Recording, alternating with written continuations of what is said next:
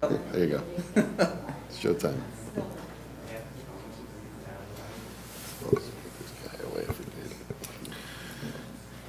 Good evening, Commissioners. I think we'll go ahead and start. I don't have a gavel, and being the first meeting, this will be going to you pretty soon. My name is Jason McCoy. I'm Staff and Secretary to the Transportation, Mobility, and Infrastructure Commission, affectionately referred to as the TMI Commission. So often you'll hear that abbreviation in discussion. I want to thank you for attending this Valentine's Day and apologize for having to be here. We do have a special meeting scheduled tonight because we do have a City Council meeting tomorrow with these items on the agenda. So we thought it best to take this before the Commission so you have an opportunity to provide comments. So this being the first meeting, we do not have a chair or vice chair. So I will go ahead and open the meeting, and I'd like to open that with the Pledge of Allegiance. So if you'll join me.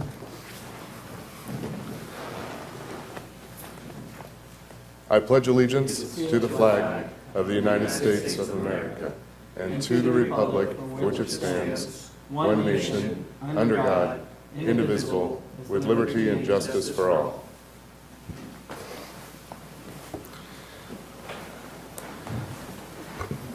So I'd like to call this meeting, special meeting, to order for February 14th, 2017. We do have a couple of people here that are from the Public Works Department. We have Mr. Ambia from Public Works. He is the Director of Public Works. We have Mr. Martinez, Rafael Martinez, is the Traffic Engineer and Transportation Manager. We have Anna Cortez, who's the Business Manager for Public Works. The Secretary, also the Commission Clerk, is right across from you, Jennifer Schmidt, and she'll be swearing in the Commissioners this evening. And then we also have Chris Doherty, who's going to be presenting an item as well. So let's go ahead and go straight to item 1A on the agenda. That's going to be the Oath of Allegiance for public officers. This time I'd like to hand the meeting over to Jennifer Schmidt so she can swear in the Commissioners.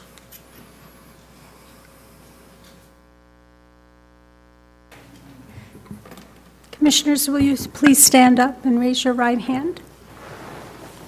And the oath of allegiance for public officers and employees. I state your name.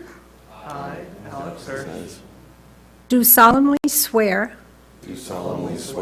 that I will support and defend the Constitution of the United States That I will support and defend the Constitution of the United States and the Constitution of the State of California and the Constitution of the State of California against all enemies, against all enemies, foreign and domestic, foreign and domestic, that I will bear true faith and allegiance that I will bear true faith and allegiance to the Constitution of the United States to the Constitution of the United States and the Constitution of the State of California, and the Constitution of the State of California, that I will take this obligation freely that I will take this obligation freely without any mental reservation without any mental reservation or purpose of evasion, or purpose of evasion, and that I will well and faithfully and that I will well and faithfully discharge the duties discharge the duties upon which I am about to enter. upon which I am about to enter. Congratulations and welcome to the Transportation, Mobility, and Infrastructure Commission, Commissioners.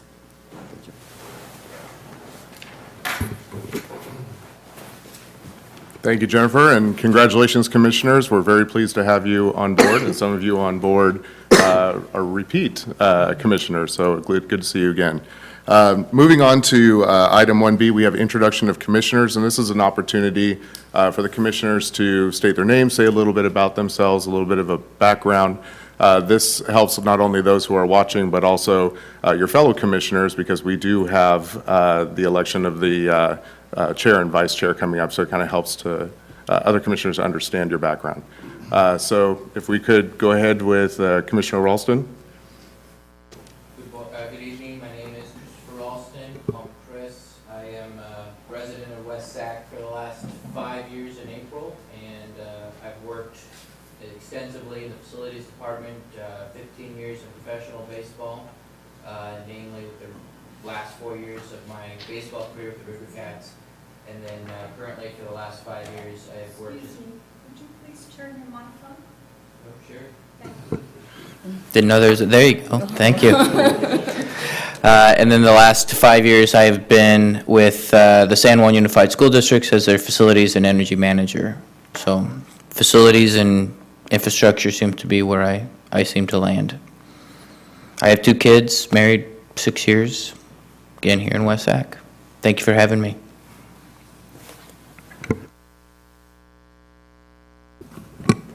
Okay. My name's Teresita Sablon. I'm new to West Sac. I've been here about 6 months in Old West Sac. I moved here from Saipan, a tiny island in the Pacific. Worked for the Attorney General there for 5 years and still working for them remotely, so.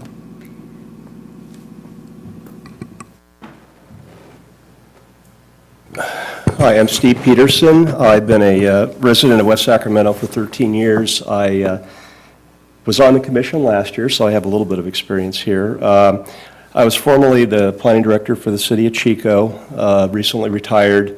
Before that, I worked over 20 years at the city of Sacramento as a planner.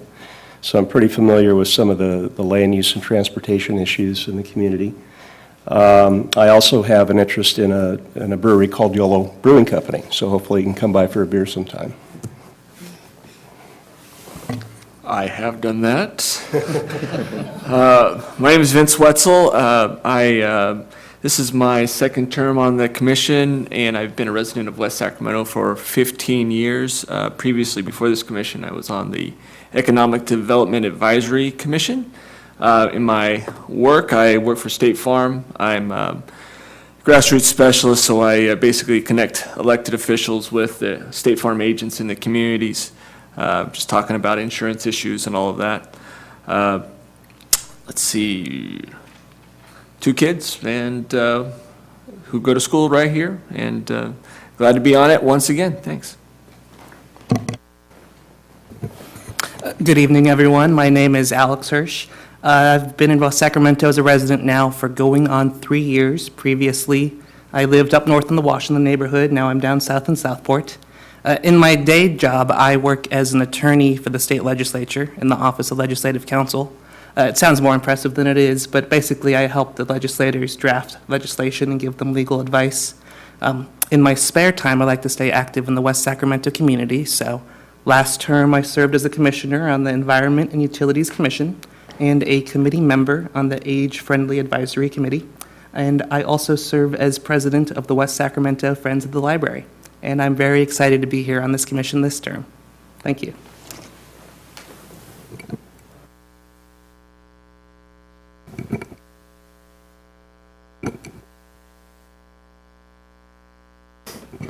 Should be a button right there on the front there.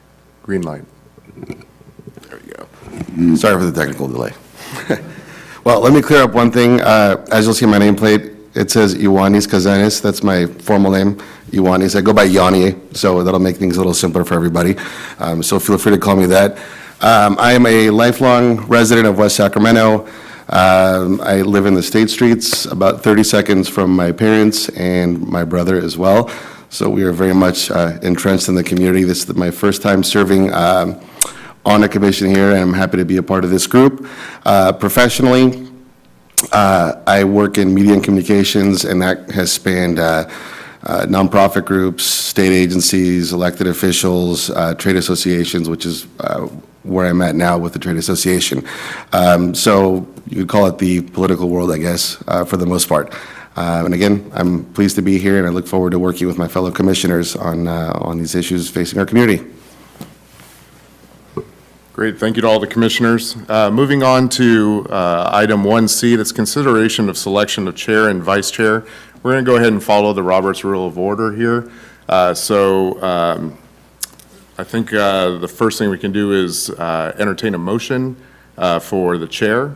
Once the chair is actually selected, then at that point, we'll turn this meeting over to that chair, and the chairman will then go ahead and continue the meeting. I believe also, Jennifer, we also have the advisory committee, I think, for the age-friendly Yes, and to go back, we will also have to make a motion on vice chair. That's correct.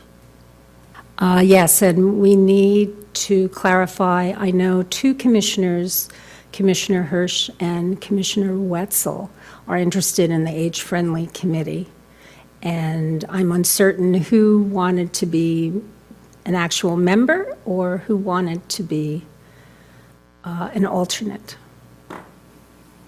And if there were any other commissioners that may have been interested in being on the age-friendly committee.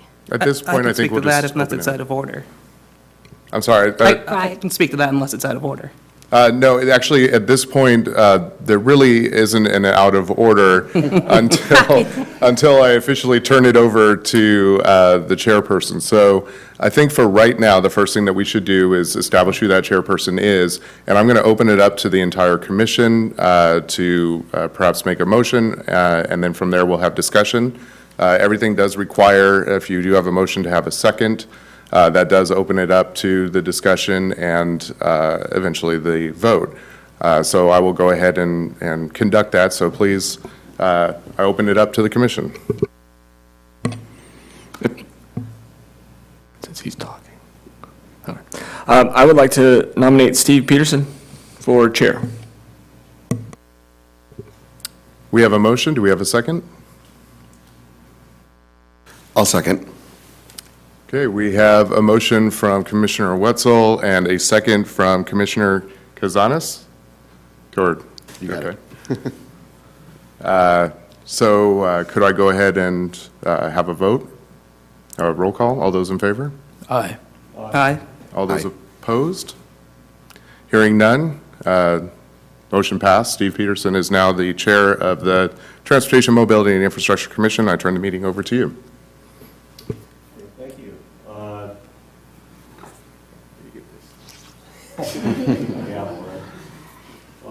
Let's open up nominations for, excuse me. Figure this out. Let's open up nominations for the vice chair. Any nominations? I'd like to nominate Alex Hirsch as vice chair for this committee. Okay, is there a second? Second. All in favor? Aye. Aye. Aye. None opposed? No? So be it. May I ask? I'd like to know who seconded the motion? Okay, thank you. Vince Wetzel. Commissioner Wetzel. If I could have the commissioners, when you do make a motion and you have a second, that if the chair could repeat that, that way Jennifer can have it for the record.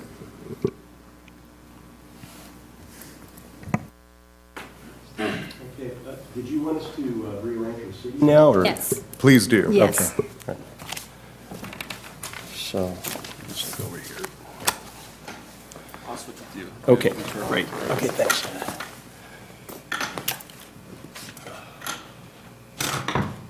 You get the chop.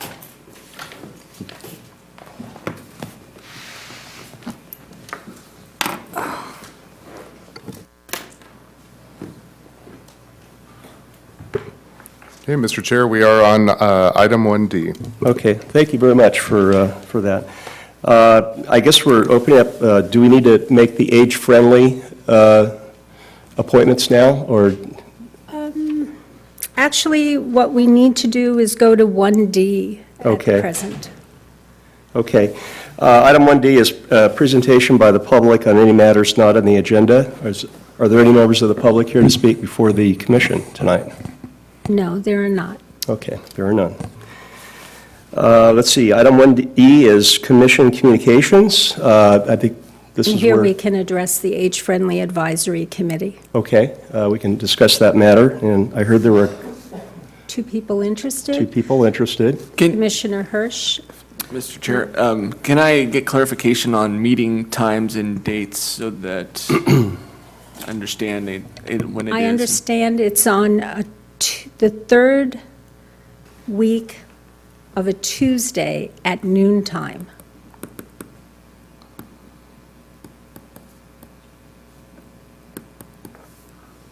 Third week of the month on a Tuesday. I would be willing to continue my role as the representative on that As a committee. member? Yeah. And I'll defer to Commissioner Wetzel to be the commission representative. I'd be happy to serve as alternate, but also, if any of my fellow commissioners would like to serve as alternate, I'd be happy to defer for that as well. Any takers? Yep. Okay, so Commissioner Hirsch will serve as alternate, and Commissioner Wetzel will serve as the member. Thank you. Any other commission communications? Okay, go to the next. Okay, let's see, tonight we don't have any presentations. We do have a consent agenda item. It's the approval of the minutes of the September 12th, 2016 meeting. Any changes to those minutes or anything to note? I guess most of us are new here, so it wouldn't probably... Mr. Chair, I imagine there would be some abstentions in this. Right. They may abstain, or they can vote. It's, because they're officially commissioners now, they can approve minutes that they were not in attendance at a commission meeting. Fantastic, thank you. Okay, do I hear a motion to approve the minutes? As one of the members who was there, I will move to approve. Okay, and I'll second the motion. All in favor? Aye. So moved.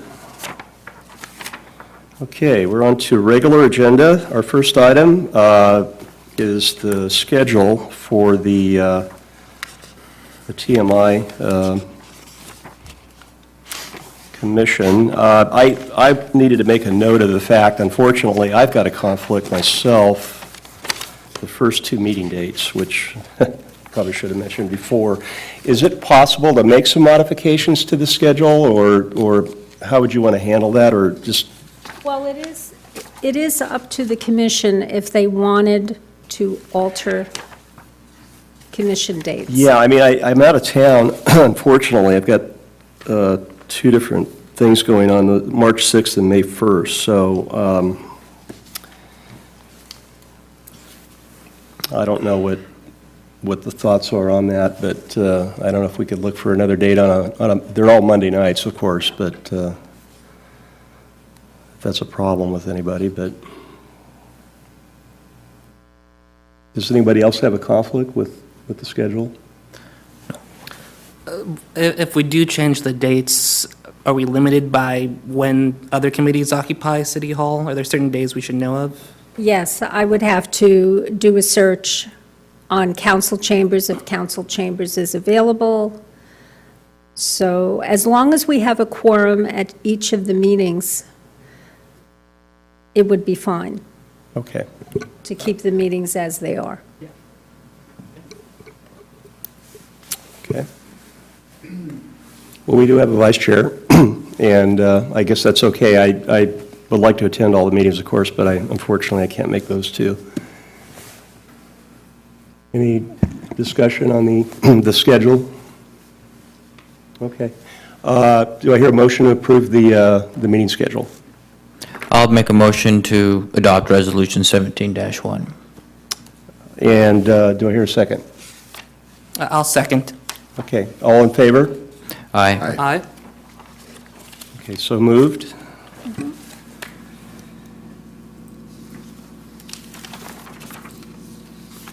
Okay, we have a report on the installation of parking meters in the Bridge District. And Chris Doherty of our staff here is going to present that item with the recommendation. Chris? Good evening. Thank you, Commissioners. My name is Chris Doherty. I'm a transportation planner for the Public Works Department here in the city of West Sacramento. In October of 2016, the City Council approved a set of measures to alleviate the parking demand in the Bridge District. That plan included the construction of a new parking lot at the corner of 5th and Bridge. the installation of parking meters throughout the Bridge District as well. This plan effectively changed the street parking from long-term residential street parking to short-term parking to be available for the emerging commercial uses in the district. To install those parking meters, several steps had to be taken in the city. The city had to choose the type of meter, the type of technology we wanted to manage parking. We had to choose the location of those meters. We had to perform a rate study, and we had to update our municipal code to provide us the authorization to install and operate those meters. In December of 2016, the City Council heard a workshop on the type of technology, and they adopted staff's recommendation to move to the similar technology that the City of Sacramento uses, with a pay and display machine, or actually more accurately now, a pay-by-plate machine that can govern larger swaths of real estate with a single meter. So we are looking at this point at installing 10 meters in the Bridge District that will both manage that surface parking lot on 5th and Bridge, and 8 meters to manage the on-street parking for that area. They were chosen largely because they are first and foremost compatible with our current enforcement technology, and they also could manage that new parking lot for both monthly residential parking and also hourly parking, and differentiate between the two. We do appreciate you coming to the special meeting tonight, as this has a very advanced timeline. We're trying to get these parking meters installed by April 1st of this year in anticipation of the baseball season and some of the new development happening in the Bridge District. So tomorrow night at City Council, staff is returning with a recommendation for the procurement of those parking meters with a few options. We are recommending that we buy brand-new meters directly from the manufacturer Parkion.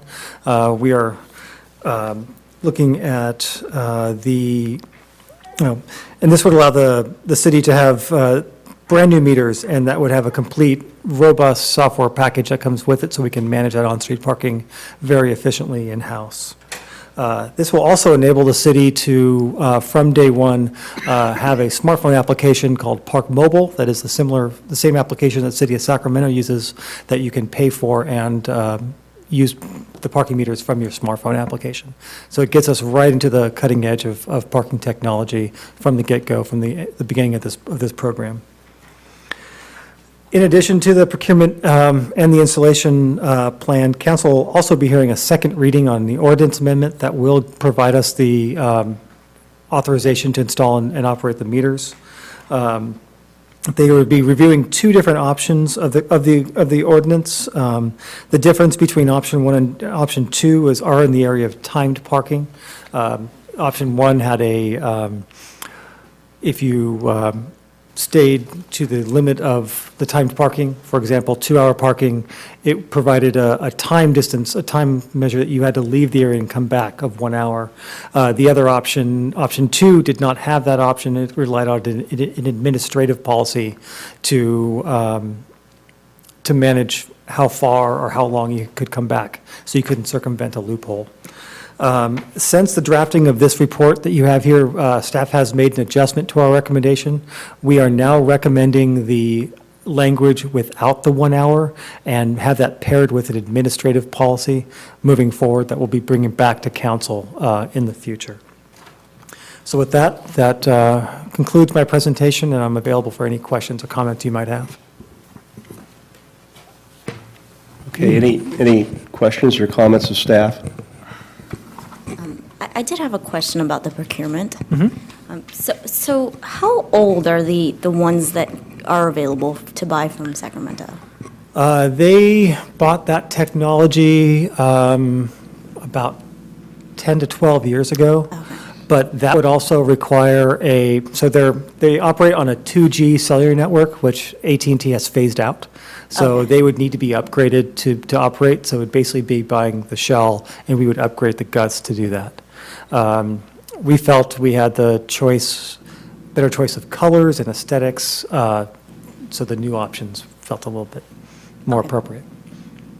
Sorry. Also, another question. It says a warranty is available. Is that included in the estimate that's provided in I that? believe it is. We're still working with the manufacturer. As I said, this has been a very advanced timeline, so we'll have more details on that by the end of the week. Okay, thank you. I had a question. But first, thank you very much for the presentation and for the thorough materials. It was very helpful in learning about a topic that I didn't know much about before, or at least not the back end. I did have a couple questions about the proposed ordinance, though. Sure. And I suppose the first one is, I see there are two versions of the ordinance, as you mentioned. One has the don't come back and park in a place until 1 hour has passed. The other leaves it blank for the administrative agencies to decide. But in the materials, I don't know if the staff would like the commission to recommend one version or the other, but I think that the materials were mislabeled, where it was labeled option 1, attachment 4 is the version that has at least an hour, and option 2, version 5 is the version that has no time limit. Reading the materials, I think it's flipped. I think attachment 4 was the version that had no set limit, and attachment 5 was the version with a 1 hour policy. So just in case staff would like the commission to recommend one today, I just wanted to make sure that the recommendation that staff is proposing is the one with the no 1 hour set limit. My apologies for the mislabeling. That might be the case. We can sort out if versus option 1 or 2 versus with the hour, with not, to be clear. If you want to make a recommendation, we'd love to hear your feedback on that component of the ordinance. Perfect. That said, I had a couple questions regarding the ordinance language itself. And one was looking at the new add section 10.26.070, where it says that parking meters and pay-by-space pay and display machines shall be operated in the parking meter zones every day between the hours of 8 a.m. and 10 p.m. So I suppose I just wanted to make clear, is the intent that the parking meters are 7 days a week, there's no Sunday exception? As of right now, we are looking at a 7-day-a-week option. We are, I know that's normal in the city of Sacramento to have a Sunday exception for that. We have some different context with the ball field right there, and with events, we don't want to open up the street parking to get flooded up first in the case of an event, and there are a lot of events that happen on Sunday. So that was the reason for that. I see. Well, it certainly makes sense with the River Cats games, 7 days a week potentially. Was there any thought perhaps that when the River Cats season is over, that Sundays might be an unmetered parking day? We can definitely look into that. Okay. One final question I had. I was reading an article in the SAC-B this weekend, and it was mentioning the parking meters they have there. You're probably aware of the article. It mentioned how sometimes the meters can malfunction due to the sensors they have in the meters themselves, or Correct. I suppose the pay display stations. And sometimes a person will pay for 2 hours of parking, and they'll come back, only an hour has elapsed, but the meter has reset to 0 because the sensors malfunctioned and a person received a ticket. Do you know, under option 1, if we were to purchase 10 new machines, would that still be a problem?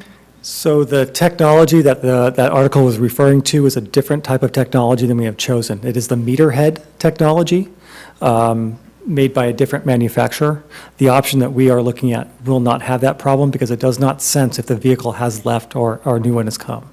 So if you look at the new technology the city of Sacramento has deployed, there's 2 little wings on the gray meter head, and that senses if the vehicle has left that space or not, and then resets it. Oh. So that is not the technology we have chosen at this time. Well, excellent then.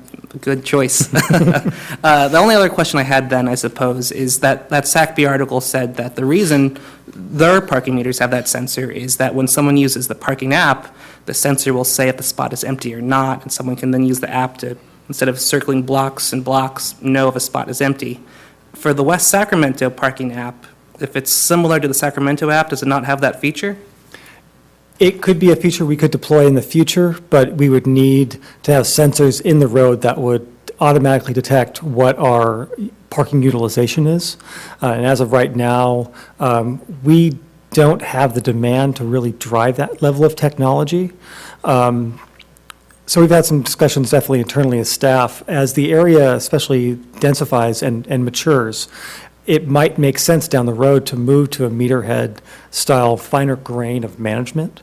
And if that happens, the ones we are purchasing could be pushed out to more of an edge condition because they can cover larger geographies so that we don't create a situation where we are using the meterhead like along Riverfront Street, for example, but maybe out along the corridor that would govern that, we could use these pay-by-plate machines that would kind of provide an edge condition to buffer against other free parking effectively. Great, thank you very much. I have a question. As I become a little bit more comfortable in understanding of what the long-term city goals are of that area, why is the staff wanting to put in parking meters in an area that is not developed yet? And already, for us, my consideration would be, I live in Southport, and I want to go to Burgers and Brews. I know that's not on this map.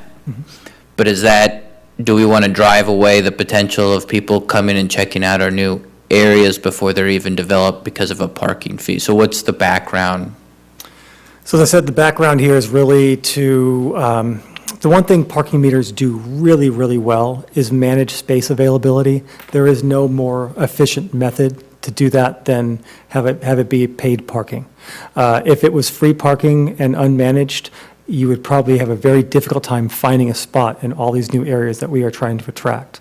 There is an economics game that we kind of play with that. If it's people are making the choice of where they park, or how far away they park, or if they're going to drive at all, based on that on that decision.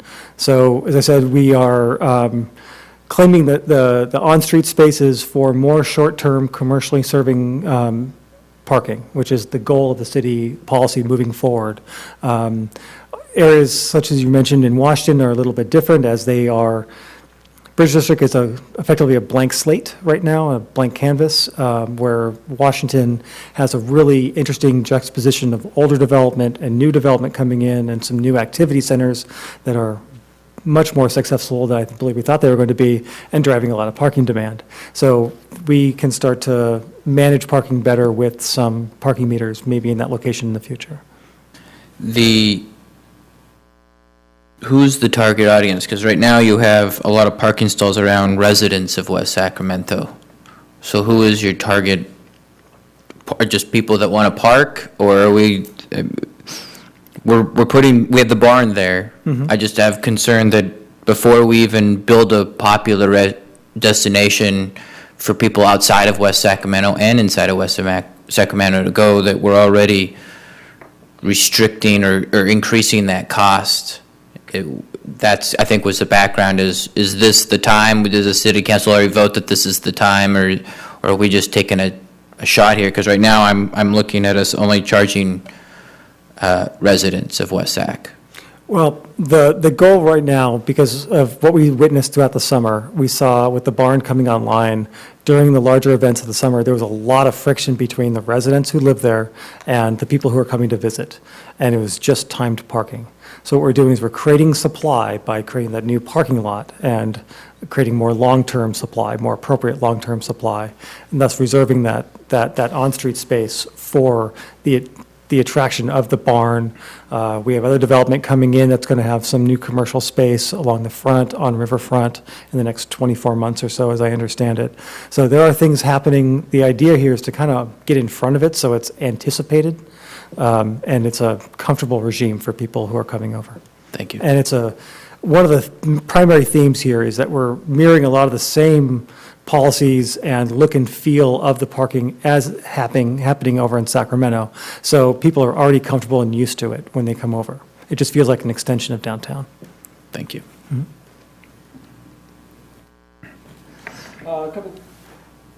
My apologies. A couple questions on, especially on some of the enforcement pieces and on the signage. So we'll have these meters in the various places in the Bridge District. How, especially with the hour-long break between in that scenario, how would enforcement be utilized in that process? So instead of the old way of chalking someone's tire, now everything is done through license plate recognition. So they, as they cruise through, they know how long you've been in that spot because of the license plate. So the meter that we're looking at, you would input your license plate into the machine, and then it's communicated to the car. It knows you have paid and are there, is how the enforcement will work. Right. The same with the parking lot. And then you would have to, it would reject your license plate for an hour if like you Yeah. were trying to meter shop and Sure. go there. And the other option, too, is we will have the off-street parking, which will also be available. There'll be additional supply than just the Right. residential parking. So that'll be available for hourly use. That will be ideally a little less expensive, but available for longer periods of time. Gotcha.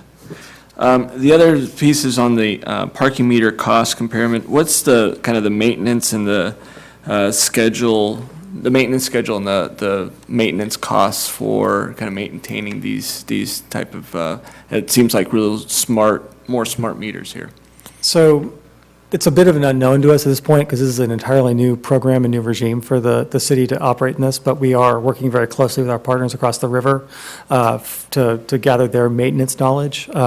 Their machines are older. They have a slightly higher level of maintenance. That's another reason we are choosing to move for new meters, that the maintenance level will be down.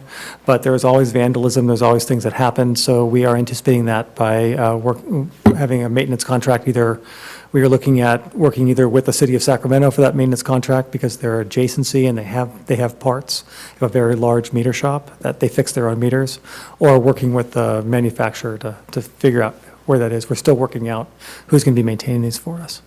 Yeah, because I'm noticed that, especially with the downtown stuff, they took out some of those bigger meters that we're looking at to put those more meter head style. Yes. Why did they make that decision? Was it for the arena specifically type of issue, or was it because of the failure of the meters themselves? So not to speak for Sacramento, I didn't work there, and I can make some general assumptions, and that's what they are. At the time, the meters that we are looking at did not have the background technology, the back-end technology to raise and lower rates on the fly, and some of the things now they do have, that they have upgraded them and pushed them. So when they built the arena, they looked at a new regime that they could control pricing around the arena and in that area, and have better utilization and data coming back of where parking is available, because it was really important with the anticipated parking around the arena. Now, the technology we have looked at has caught up with that, so we are in a little better location and better position than they were 3 to 4 years ago when they were really shopping for these meter contracts. Great. And one last question for you. Looking at the kind of the disbursement of the meters, I kind of go back to the signage piece, particularly along Riverfront. I know that the aim of these meters is to capture several automobiles and the opportunity so you don't have a meter head on every spot. But it seems, especially on the Riverfront between Ballpark and Bridge, that with just two there, that there's an opportunity where people will be unaware of that there is metered parking. There's one on each side of the street, and that's it. So what kind of signage plan are we planning for to make sure that people are well aware that they need to go and find some time to enter in their license plate? Sure, and that's definitely a part of here that was really not discussed here because we're still fleshing a lot of that out, the communication strategy and the signage. You did notice that they are pretty sparse out by Riverfront because of the lack of activity centers out there. But I will note that you could pay for parking at any one of the meters by whatever zone you are in and whatever, so say hypothetically one is broken and it's the only one out there, you could go to any one of the other meters and pay for your parking without moving your car, and you don't have to go back to your car because you enter in your license plate. So it saves that return trip, which was the primary concern of the older units with the sticker that you have to go back and put in your car. Right.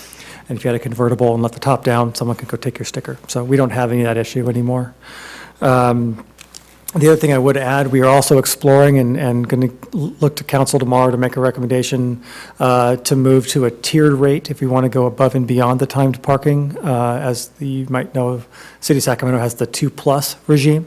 So before we make any decisions on the signage, we need to figure out if that's the way we're going to move right now so that we can build that into our signage and our communication out there. Great, thank you. I'll just somewhat echo Commissioner Wetzel's comment on the outreach component of this. And I realize too that it's not, part of this specific report that you have before us now. But yeah, just to think about, effectively communicating to the public that this change is coming, because I know even in Sacramento, when the new meters came in, there was a lot of, assumptions by residents and some misinformation, and that just came down to people not knowing what was going on exactly. And, people were, upset, a little disturbed by what was happening without knowing exactly what the plan was, which was, in many cases, not at all what they thought it was. So as long as that component is taken care of, I think that's important for the public, so. Definitely make note of that. Thank you. Yeah, I wanted to also echo that. This is a new program, as I understand it, for West Sacramento in terms of metering. So is there anything in here in terms of monitoring, modification, based on our experiences we learn about enforcement? I know that in Sacramento, they had to make a number of adjustments. They actually increased the rates fairly significantly. There were a lot of parking tickets that were issued, a lot of unhappy people. And it took some time to kind of phase in. So have you thought about that in terms of revisiting this, or, making sure that you're kind of adjusting things as things go along? Yeah, we've kind of built into this program check-in points to see and really how this program is doing. Through the technology we're buying, we have a lot of analytics that come with that back end, so we can see basically the utilization and how well it is managing. That's definitely an attractive part of it. But also just on the perception side and from the resident side, is this where we should be? Is it the right level of enforcement? So right now, we contract with the City of Sacramento to do our enforcement for us. So it's their vehicles out there, but they are contractors for the City of West Sacramento Police Department. So we're leveraging their advanced technology right now to do our enforcement. So it makes sense to adhere to their technology when it comes to the meters as well. But yeah, we'll definitely be happy to come back with a report card as we're 6 months or a year into this. Yeah, that would be a great idea. On the ordinance part of it, I was looking at an appeal process because, we had the problem with the sensors in Sacramento, and a number of people were ticketed. I didn't know how they dealt with that, but, the technology may not be perfect. I'm just wondering, I was looking at the ordinance, whether there's any appeal, or once you get a citation, is that part of the ordinance to deal with that? It's part of the existing ordinance. It's already built in. We did need to change it because the citation appeal process is already constructed and moving forward. And I will say, because of the new regime of parking enforcement and with meters, we have a tendency to be more lenient than our partners across the river when it comes to parking citations. But we understand that this is new for a lot of residents here. So it's been a little more lenient than what has happened across the river. Yeah, I'll leave it at that. I think it's going to be a learning experience all the way around. The last thing, and I mentioned this to you today, I called you at a future date. We would like to have a little, or at least I would like to have an update on the Washington neighborhood. The Burgers and Brew just opened up. We're having another business opening up right across the street. And that area has some single-car garages, driveways. Some of the residents are a little concerned about potential impacts of those two businesses going in and eliminate some of the on-street parking for the residents there. So we had talked about maybe doing some outreach with that area, and I could help you with that. And then maybe reporting back to the full commission on maybe some thoughts about how to address the Washington district kind of in the north part of town. I'm happy to do that. As we talked about on the phone, yeah, I'm happy to come back at the next meeting and give some thoughts and some techniques that we can do to start to kind of mitigate some of the things we're doing and give you a report on some increases in supply that we're looking at versus some other measures we have. There's a fair amount of things we have in our toolkit that can start addressing these things. We just need to take a good look at it, and we're doing that right now to find out what the appropriate level of management is over there. We're working very closely with the ownership of both the restaurants as the new restaurant, Bean and Barrel, is preparing to open, and Burgers and Brew, which has been widely successful, which is outstanding. It's what you want. These are kind of the problems you kind of want to have, but we can start to manage these Yeah, we're problems. very happy with the restaurants. It's fantastic. It's just, kind of the side effects, but Sure. that would be great if you could come back later, and Happy we to can do make that. maybe a note of that later. Those are all my comments. I had an additional question. This goes back to what Commissioner Ralston was mentioning. If you're local and you want to go to the Bridge District, but you don't want to pay for parking, are there plans to build up the infrastructure to encourage pedestrians and bikers in the near future? Just particularly on 5th Street between Mill Street and, on South River? Yes. Between Under the Mill freeway. and 15th, yeah. Yeah, and- It's really dark and, Very you know, tight and tight, constricted, yeah. and the bike lane disappears. Right, yeah. So you know me tonight because of parking, but my other big charge in the city is the bike and pedestrian coordinator.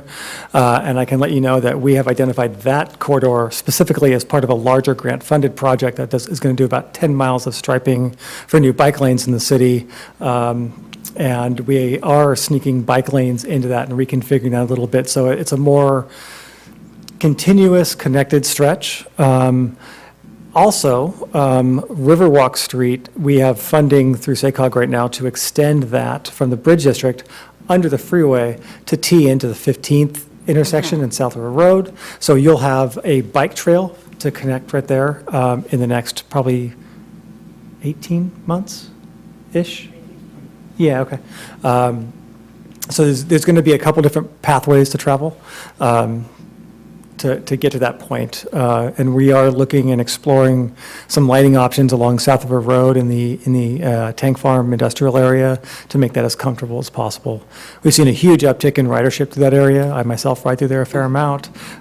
So we're starting to accommodate that as much as we can as that area is changing with the bridge coming in there. okay, thank you. Yeah. I would also add to that, you will probably see coming in the next few months, we are updating our bike and pedestrian trails master plan, and that should be wrapping up in June, so we'll be bringing that item to you, the full policy document coming forward.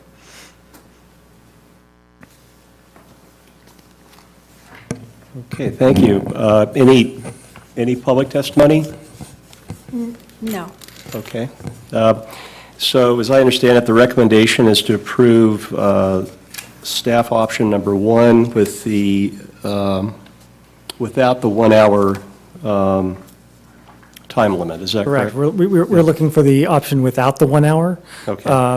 And we'll be adding the administrative policy that'll govern that. Okay. That's still option 1, right? That's the one you're asking. Commissioner Hirsch has me a little Well, confused on that. Let's see, this is my day job coming in where I read ordinances and statutes all day. I believe when it comes to the two different ordinances, there's attachment 4 and there's attachment 5. Yeah. My reading is attachment 4 is the version that has no restriction. It has Okay. the administrative policy adjustment. Attachment 5 is the version that has the don't come back for 1 hour. So I would move to recommend attachment 4, the version that has, that leaves it flexible for administrative policy tweaks. And that is staff's recommendation for clarification. Okay, is there a second? Second, Okay, all in favor? Aye. So moved? Thank you. Thank you.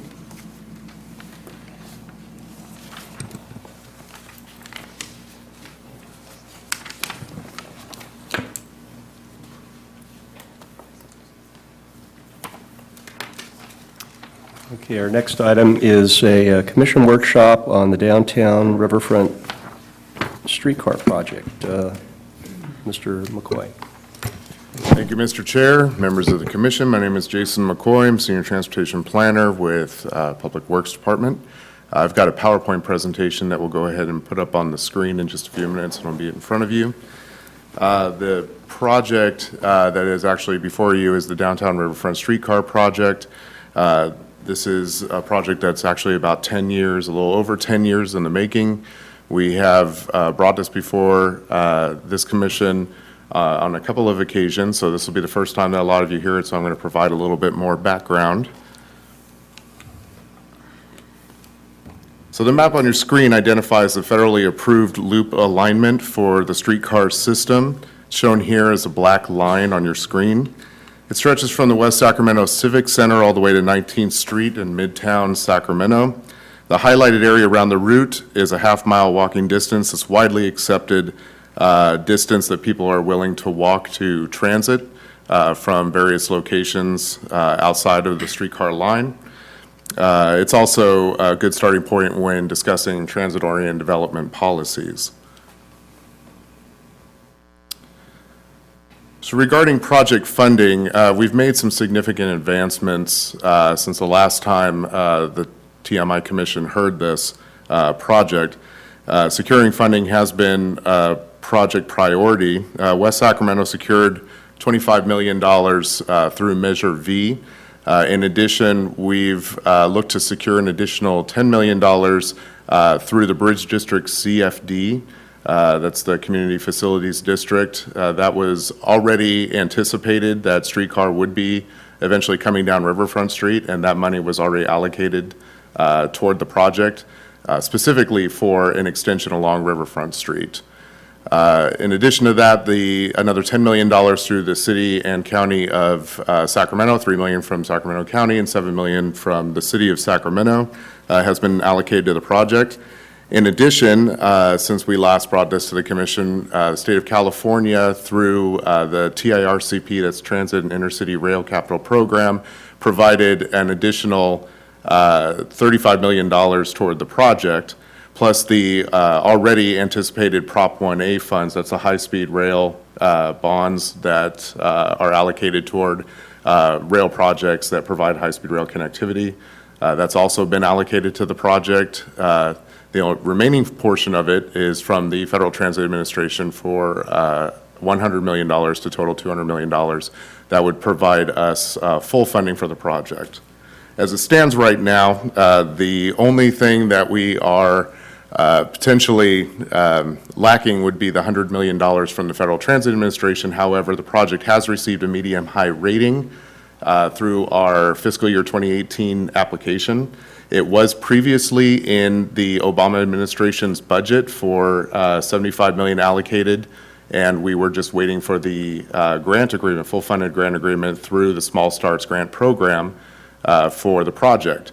Since then, we've actually looked to expand the project to provide Riverfront Street extension for the streetcar. And also, the new federal authorization for the Small Starts Grant allowed for a total of $100 million that could be allocated to the project instead of just 75. What that means is that we could be eligible for an additional $25 million on the project, and thus we've submitted a revised application that would allow for Riverfront Street. However, this project would have to be included in the new administration's budget under President Trump. So at this point, a budget which is typically provided in February, usually the second week of February, it appears now that there's going to be a delay in that, and that the budget allocation, we're looking at closer to around June before we'll know whether or not the project is allocated through the FTA into Trump administration budget.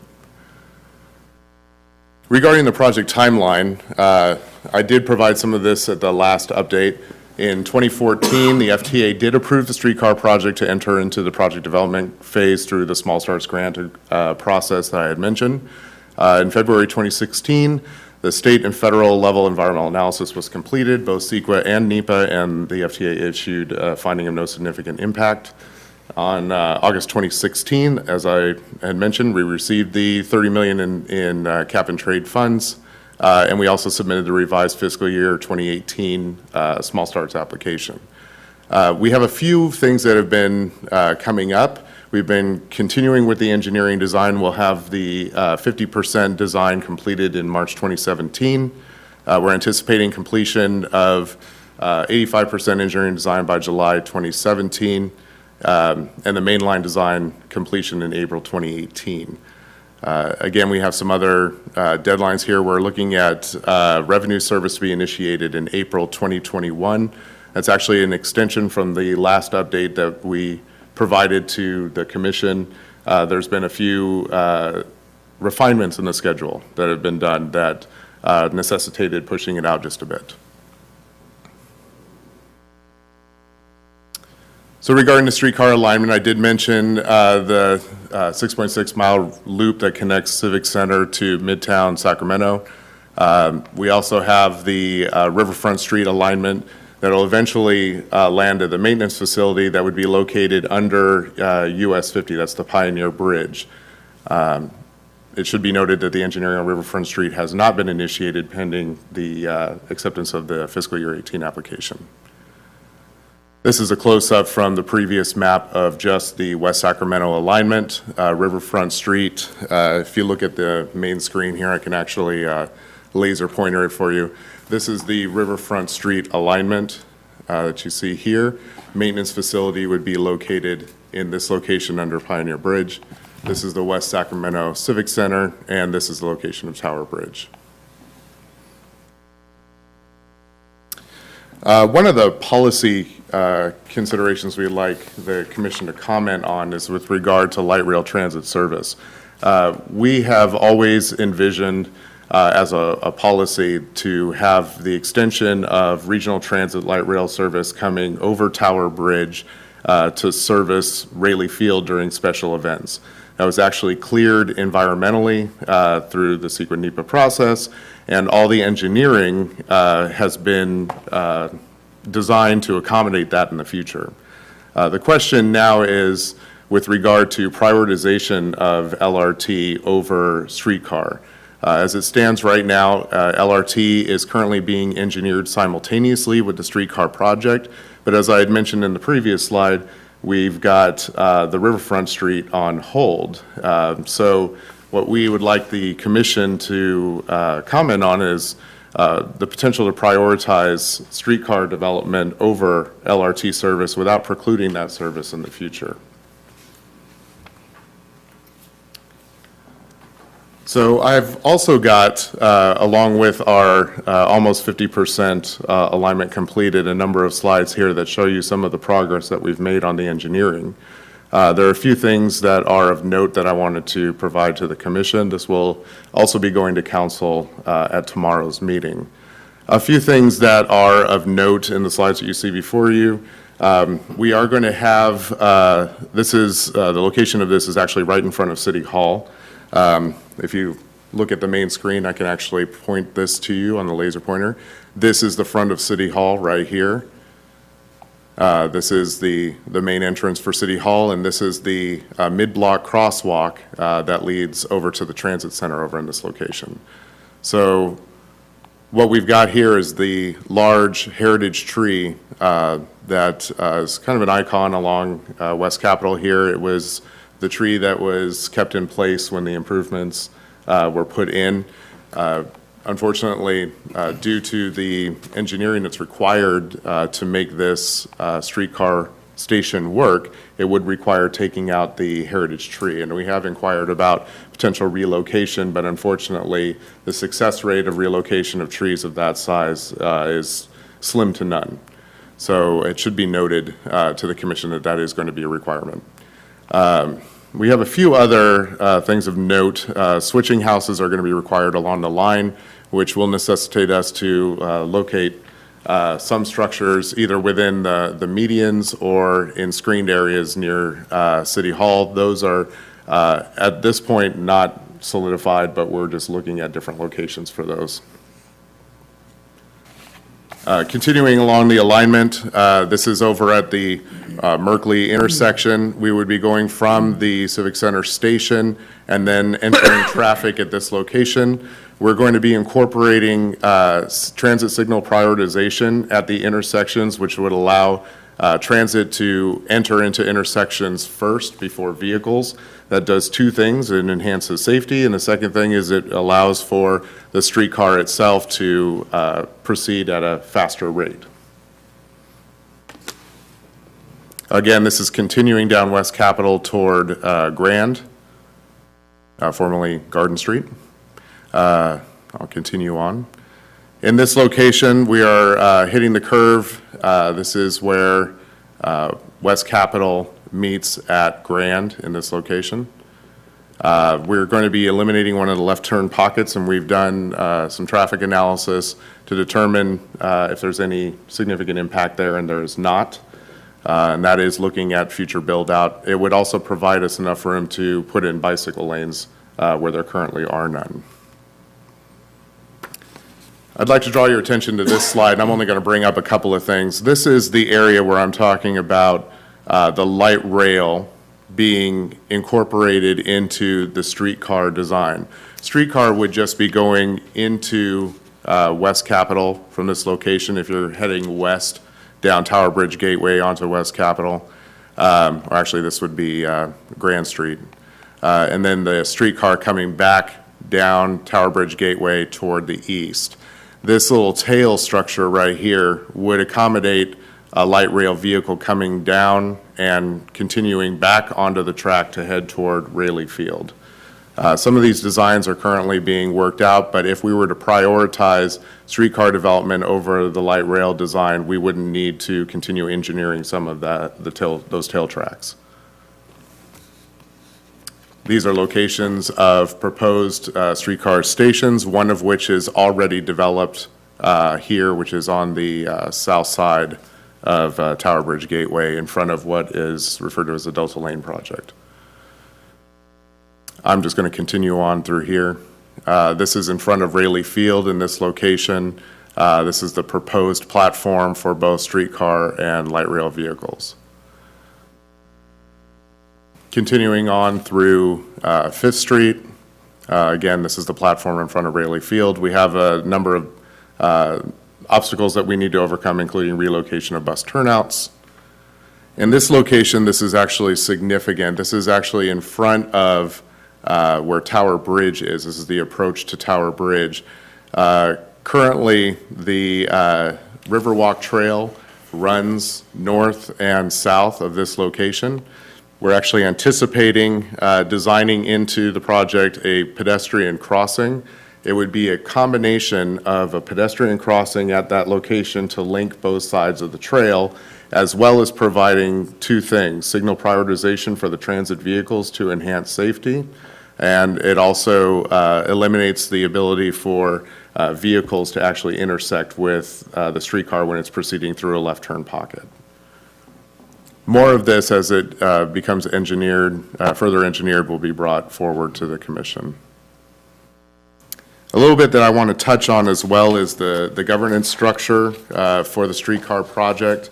Currently under consideration are a number of documents that are going to be brought forward in March to the City Council. The structure relies on two components. One is the establishment of the Riverfront Joint Powers Authority. The Joint Powers Authority is a 5-member board that is going to be consist of members of both the City of Sacramento and West Sacramento. That board is established in order to provide a framework for the ownership, the construction, the operation, maintenance, and management of the entire streetcar system. Under that Joint Powers Authority would be a nonprofit 501c organization that we are calling Streetcar Inc. Streetcar Inc. Would consist of a 7-member board, one of which would be appointed by the Joint Powers Authority.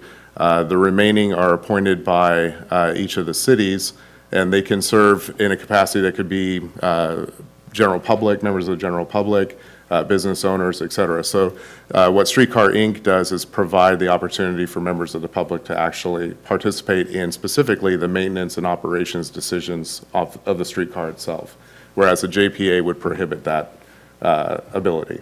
So with the two both the Joint Powers Authority and the 501c, we believe that we have all the aspects covered, including contracting out with regional transit as part of the documents and the requirements of FTA. Regional transit would be contracted to operate a streetcar for a period of 5 years. It is required that an experienced transit operator actually operate the system. It provides a little bit of reliability and assurance on the part of the FTA, the federal government. So our staff recommendation, again, we have a lot of detail in the staff report, but we're looking for the commission to provide recommendations for council with regard to our recommendation, acceptance of the streetcar alignment and modifications as presented, acceptance of the streetcar prioritization over LRT for implementation in the short term, and acceptance of the JPA formation structure as presented. This is not the documents themselves. All the contract documents are actually being formed in concert with the City of Sacramento, Sacramento Regional Transit, Sacramento Area Council of Governments, and respective attorneys that are actually going through this process. But the actual governance structure, as it's presented, will be the foundation. And I'm available to answer any questions if you have any. Okay, thank you. Any questions of staff? I do have a question about the funding. So initially, 75 million was approved. If for some reason the additional request doesn't come through, will we end up with the 75 million, or is the revised application take the 75 million off the table? That's actually a really good question. So a little bit of clarification. The $75 million that was actually allocated by the FTA toward the project went into the president's budget, but the requirement of, or being able to actually get those funds is reliant on receiving a full funded grant agreement from the FTA. Part of the reason that we didn't get the full funded grant agreement is because there was a number of things that had to be completed prior to actually getting that grant agreement, of which the governance structure and documentation, et cetera, was all required. We did submit applications for fiscal year 16 and 17 in order to, pretty much get our name on the list, start working through some of the issues of the project, and see what our rating was going to be and how we could improve that rating. In that rating, there's everything from provision of affordable housing, what kind of transit-oriented development is being proposed, who's operating the streetcar. I mean, there was just a lot of issues that, like I said, through a 10-year process, we've gotten to where we are now. So the big question, yes, if we were in the previous administration's budget, would we be able to pick up that $75 million if we get a full funded grant agreement? Under the new administration, there is the potential, our understanding from lobbyists that we work with over in DC, is that there is a potential that a new budget would not be proposed. If a new budget is not proposed, there is the potential for the previous administration's budget to continue on until a new budget is actually established. That's a kind of a gray area, and so we're trying to get a little bit more information. I guess the short answer is, I don't know.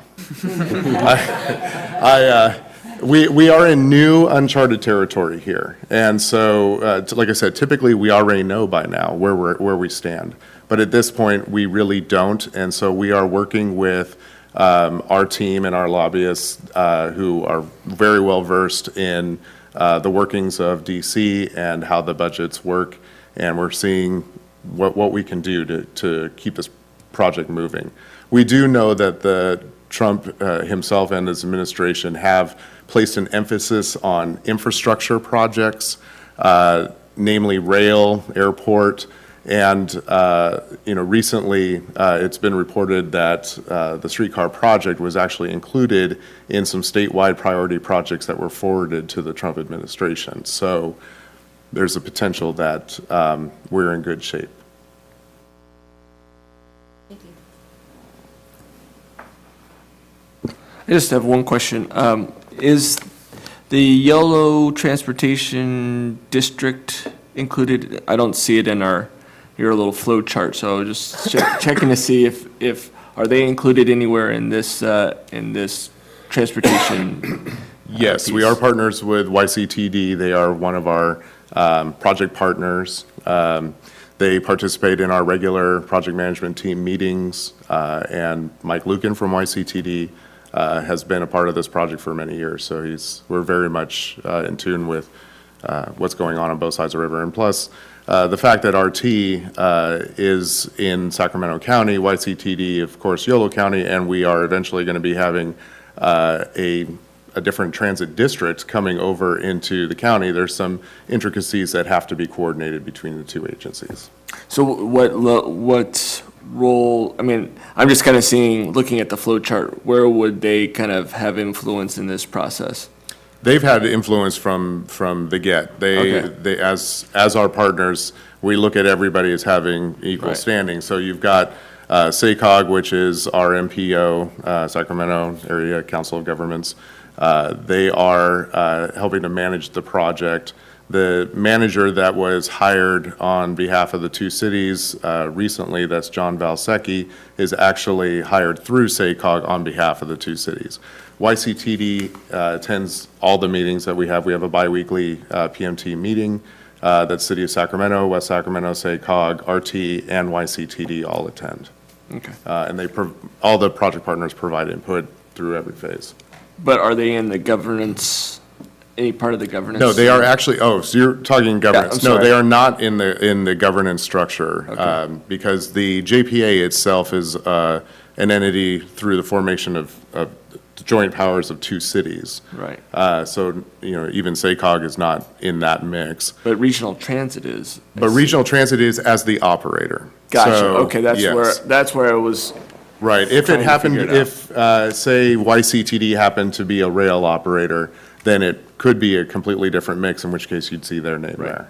But as the 5-year expected transit operator, there are a number of attachments to the JPA, including the operations agreement that is part of that structure. okay, great, thank you. I just needed that clarification. Thank you.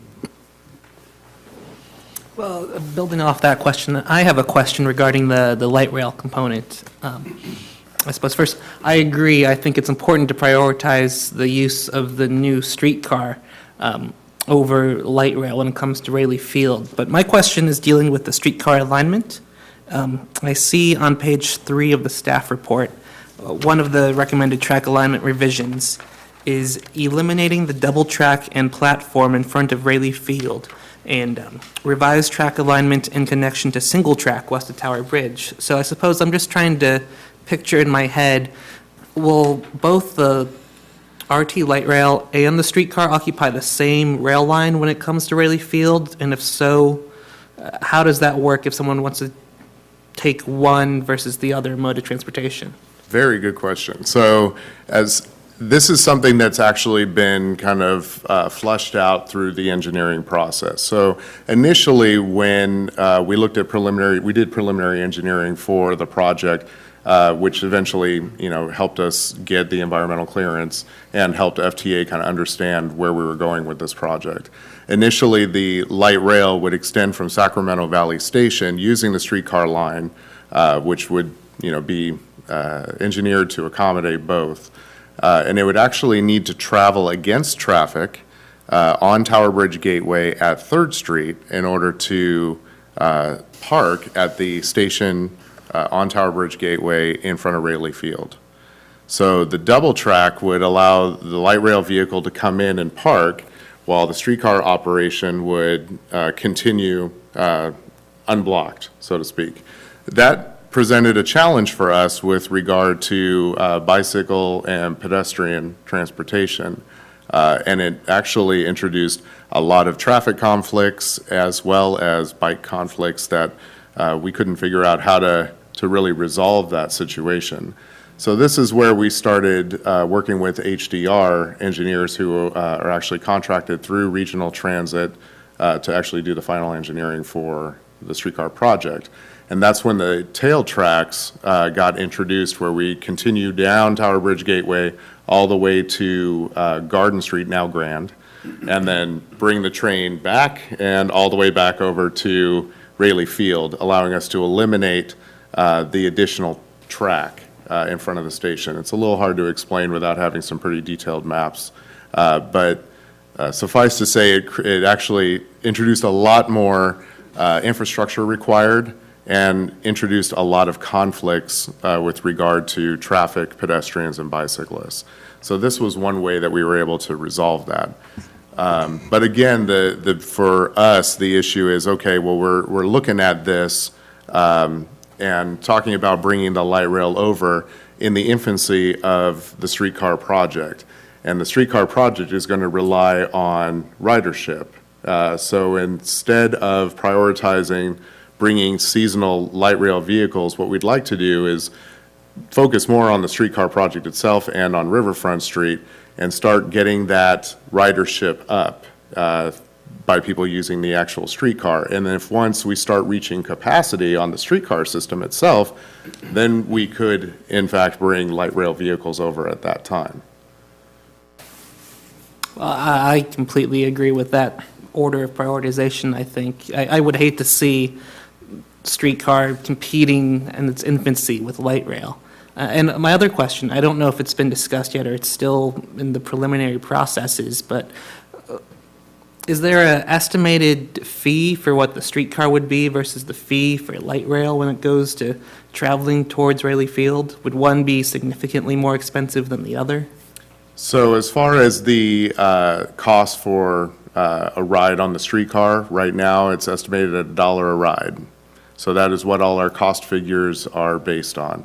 I believe it's significantly more on light rail vehicles. The last time I rode one, it was $2.50. And I think it's probably around the same. I don't want to speak out of turn, but I do take light rail pretty often. That's the last time I used it, was probably mid last year. So there is a difference. My final question, just looking at the governmental structure, and as Commissioner Wetzel pointed out, having RT operate the streetcar, was there any examination of perhaps having a different operator, or has that just sort of been proposed as the most convenient, most logical choice? And the reason I ask is it seems a little interesting at first to have RT operate both light rail and streetcar if they were to go to the same destination, potentially in competition. A little bit of clarification. So with the LRT to Rayleigh Field, that's actually seasonal service. There was no regular station proposed at Rayleigh Field. So you wouldn't see, for instance, an extension of the Gold Line to Rayleigh Field.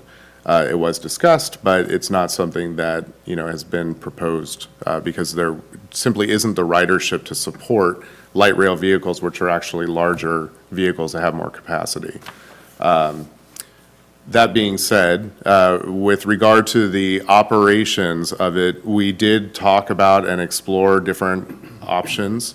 FTA, who is our federal partners on this, actually have a large say-so on what it is that they want to see and the level of comfort that they need to have in order to issue a full funded grant agreement. So one of those is having an experienced transit provider who knows the system to operate the vehicles. In addition to that, we are going to be operating on a significant portion of RT's existing rail lines. So in order to keep the cost down for the project, in several portions of the city of Sacramento, we are using existing RT right-of-way. So it made sense from that perspective to have the same operator that's using the same track and that FTA has a high level of comfort with, to be the transit operator for a period of 5 years, which is the amount that FTA is required for that operator to remain on the line. Now, after a 5-year period, that can be reviewed again, and if it so happens that the JPA and Streetcar Inc. decide that a different operator should be investigated, then it's within the purview of the JPA and Streetcar Inc. to do so. Great, thank you. I had a couple of questions. Let's see, on the streetcar prioritization, what is going to be the frequency of service in terms of, headways for, let's say, somebody who maybe wanted to even use it as a commute option to go downtown, as opposed to just going to a special event? So the headways that are envisioned on the main line are 15-minute headways. That's always been kind of structured in. The addition of a riverfront street kind of changes that a little bit on the West Sacramento side, because you're actually splitting service between Riverfront Street and Civic Center. So what you would see in West Sacramento outside of the Rayleigh Field area is 30-minute headways. But at Rayleigh Field itself, where these two tracks intersect, you'd still be getting your 15-minute headways. So as people, commuters say they wanted to jump on a train, that's the quickest place to do it. We're anticipating that people will want to, say in the Civic Center area, park in the adjacent city parking lots, hop on the streetcar in front of City Hall right here, and carry that over to, if they're in Midtown, for instance, or downtown, they could catch a ride there. If you're in the Bridge District, again, we're establishing new parking. There is the potential for someone to park in a lot there, hop on there. So in 2021, we're anticipating this being built. That will be an option. And kind of related to that is, in terms of modes of transportation, let's say I wanted to hop on my bike and go over to the streetcar. Have you thought about any bike storage or bike parking at the, I guess it's called the transit center?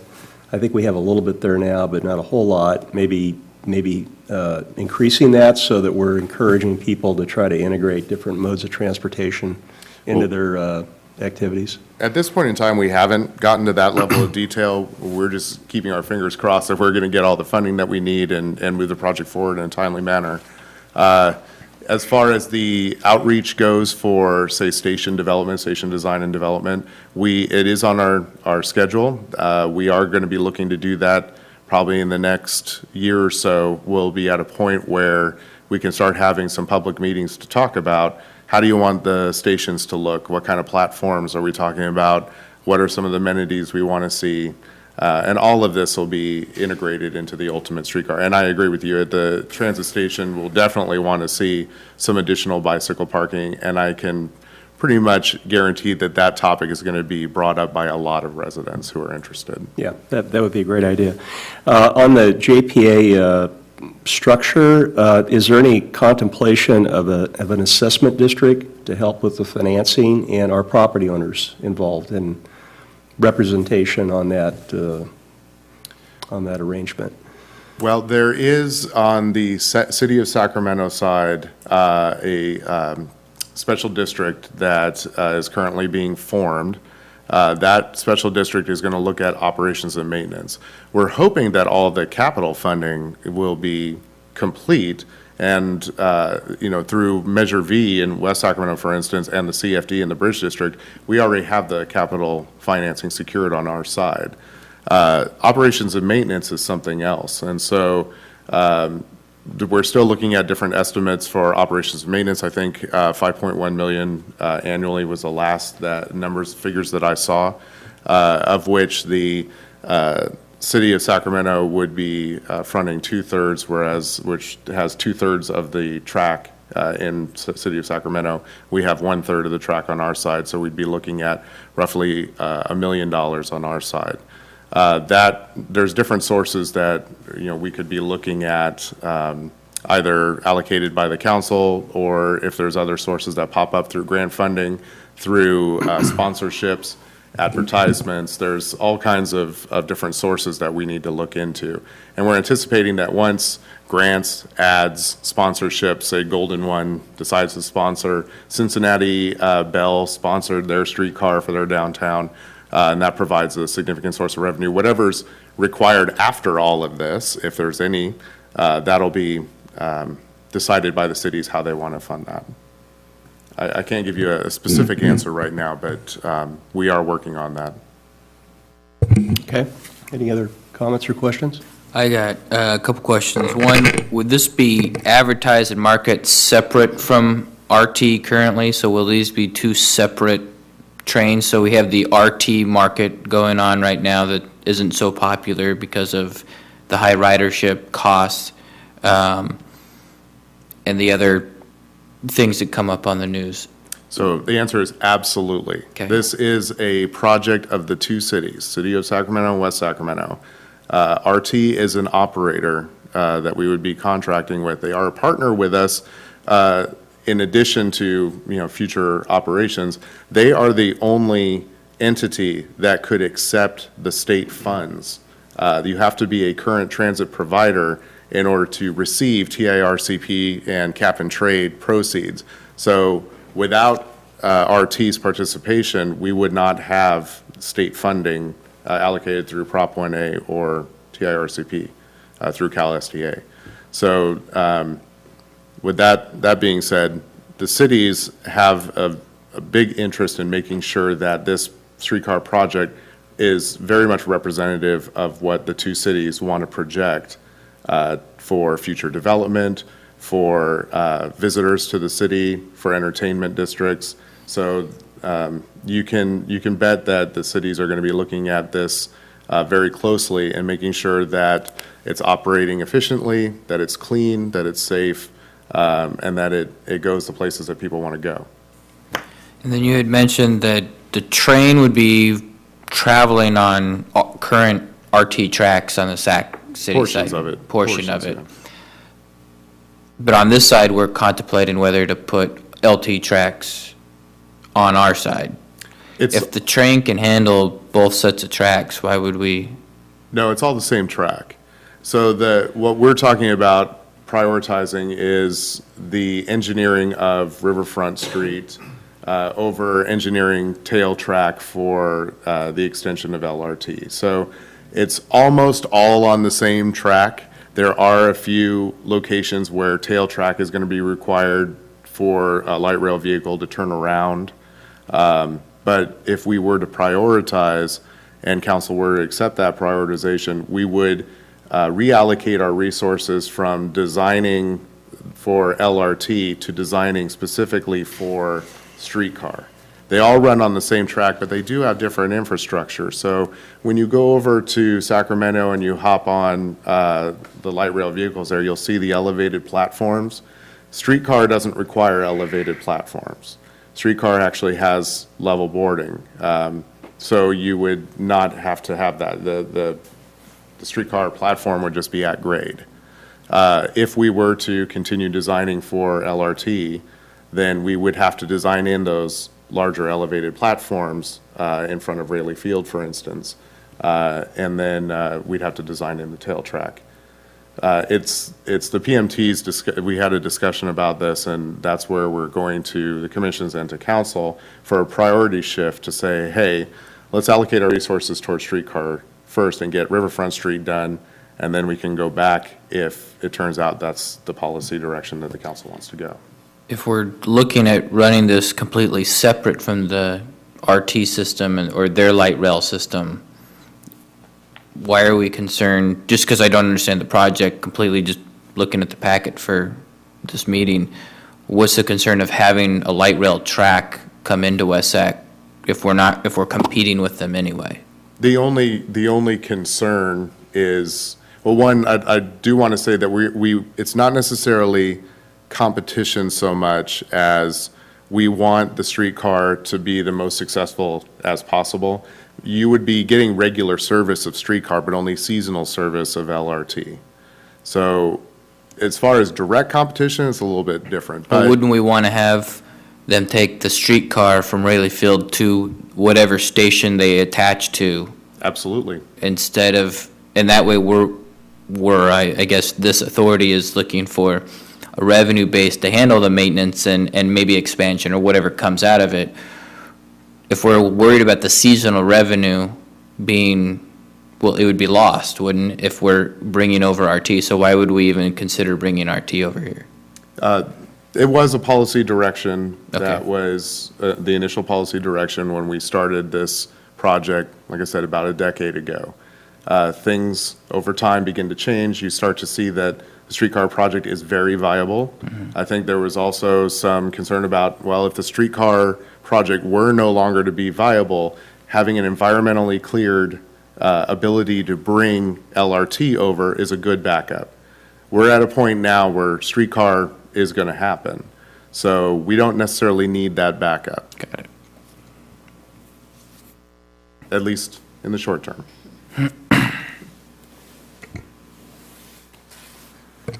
All right, any other questions or comments for staff? So this is an informational item.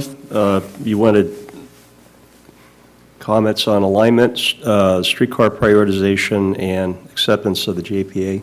It's Or just- always, if the commission has specific comments that they want to provide with regard to the alignment or any of the items that have been discussed, we're happy to take those to council. Best way to do that is in the form of a motion. That way we can take that directly forward. Again, tomorrow is the meeting. Right. So anything that's of interest to the commission for me to bring up to council, I'm happy to do. Okay, any specific directions or on those three items you want to add? I guess not. Okay, thank you. Thank you.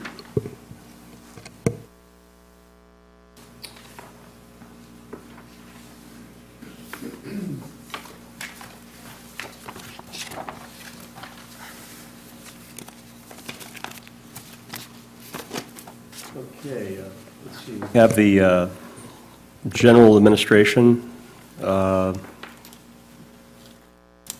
commission calendar. I guess we've already talked about that, right? Yes, March 6th will be the next meeting, Monday, March 6th. And the one after that is Monday, May 1st. Yeah, the only thing I would mention is if, I'm going to ask for a report back on the Washington neighborhood. If that comes up on either one of those dates, I'd like to at least consider an alternative date, so I could be here for that. Maybe we can talk about that. Okay. Any reports from staff, city staff? If I could, Mr. Chair, I would like to just get an update from Chris on the Linden Road road diet. I understand that there was a community meeting, and I got some feedback from a couple people regarding just the issue with the bridge, the Southport Elementary traffic, if it's only one lane, and then also wanted to know if there was any more public workshops that were happening. Okay, happy to give an update. So staff conducted an open house at Southport Elementary School on January, very early in January. 19th? Yes, thank you. Where we invited members of the public, especially those who we targeted next door and other PR, or used our PR staff to target that neighborhood to get comments from that group on the designs that we had taken forward. For those who are unaware of the project, we are proposing the same grant funding that we're adding the bike lanes to take the Linden, the loop side of it, the western side of Linden that connects Jefferson to Jefferson, take it from a 4-lane road down to a 2-lane road because it has very low level of traffic, and we have a lot of reports of speeding and unsafe behavior on there. So in order to accommodate some traffic calming and to limit speed there, we're taking it down to 1 lane, is because this provides us the ability to add really prolific buffered bike lanes and some other assets to that neighborhood we think will make it far more walkable and bikeable. We also are adding in a drop-off lane into Southport Elementary, so the idea that those dropping their children off, because how the drop-off works, if you'll bear with my explanation, if you know Southport Elementary, there's a loop parking lot built into their parking lot, so we would divert into the right-hand lane. Those people then would come through, drop off, and then exit. After staff went out and witnessed several pickup and drop-off time zones, realized that section kind of came back just about to the closest street to the east, and I'm forgetting what that is. I believe it's Coffeeberry or something to that effect, it's a neighborhood right there.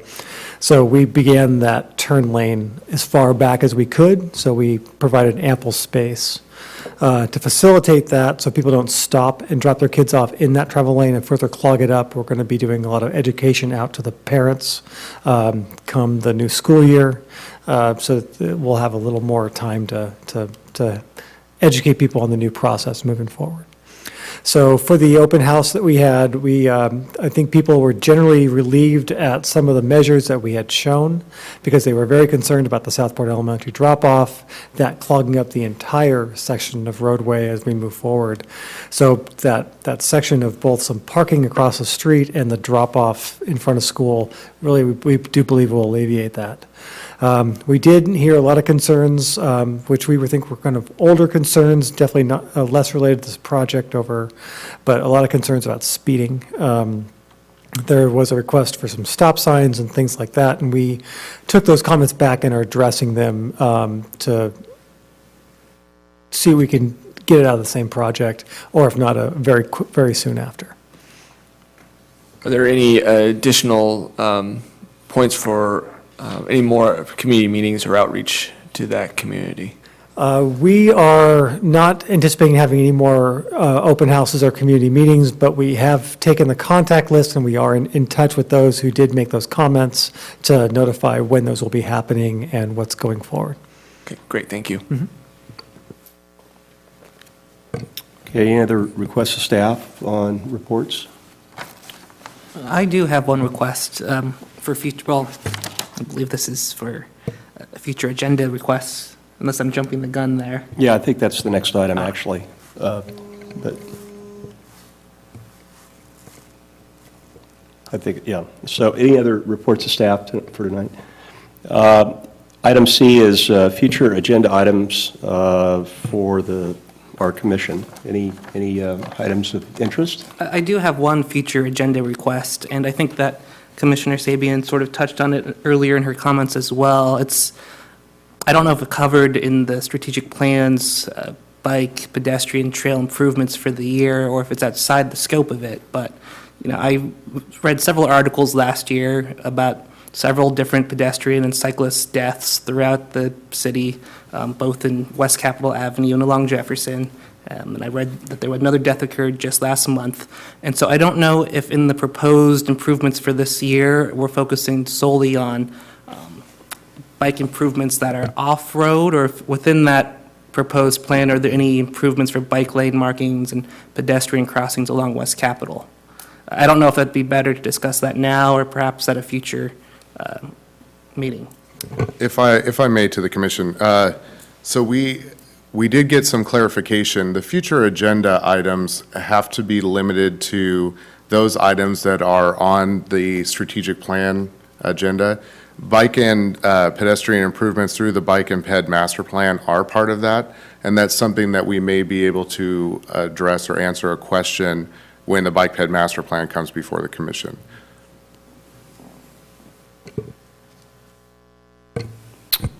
Okay, the item that I was mentioning earlier that Mr. Doherty and I talked about was the Washington parking. I don't know if it's a strategy, but it's basically just maybe a report back. It could be an oral report, but just something for the commission after we've done some outreach and we've seen some experience with the new restaurants that are operating in the neighborhood. If we could get some kind of an update on kind of where things stand in terms of parking within that neighborhood. And I don't know, I think that's probably on the priority list for somebody, council or commission. I know it's part of the overall parking issue, but we had talked a little bit about that. We'll find a way to tag that onto something. Yeah, I'm not trying to create a lot of work for staff in terms of a report, but just some kind of a dialogue back and forth after we've had a meeting maybe out there. So if we could add that, I'd appreciate it. In addition to Washington, if it pleases the commission, the Washington Specific Plan is an ongoing project that Economic Development is working on in conjunction with our Public Works team. So that is something that we could probably convince a member of our Economic Development team to come and give you an update on. Okay, thank you. Okay, with that, adjourn the meeting. Thank you. I'll it? move to adjourn. We got a motion? I'll second. All in favor? Aye. Aye. So moved.